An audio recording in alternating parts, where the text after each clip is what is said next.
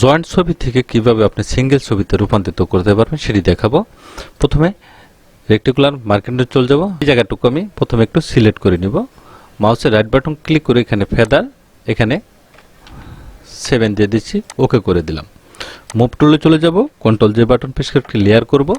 মাউসের right button click করে এখানে ফ্লিপ হরিজন্টাল করে দিব।